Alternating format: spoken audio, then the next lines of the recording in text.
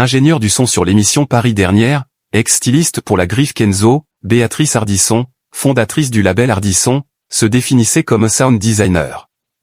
Figure discrète mais influente de la scène musicale et audiovisuelle, elle a signé une trentaine de compilations à succès dont les 8 volumes de la musique de Paris Dernière et l'album Patchwork, la musique des défilés Christian Lacroix, réunissant à chaque fois des reprises décalées et non conventionnelles.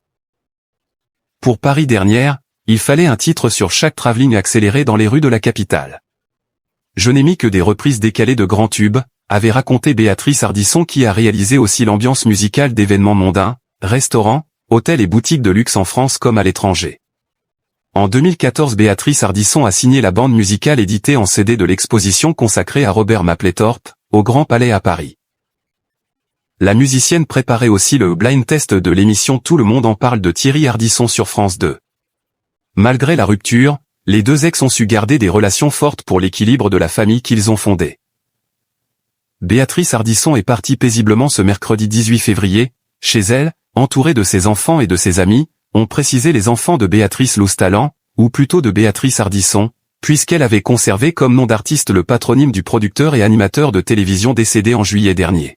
La décision de vendre remonte à plus d'une décennie, à une période où le comédien envisageait de s'installer hors de France. Malgré son prestige et son emplacement exceptionnel, la demeure aura donc mis des années à trouver acquéreur.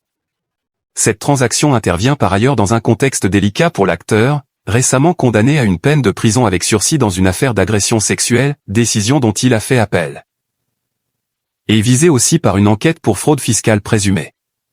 Propriétaire de nombreux biens au cours de sa carrière, dont le château de Tigné dans le Maine-et-Loire, Gérard Depardieu se sépare ainsi de l'une de ses adresses les plus emblématiques.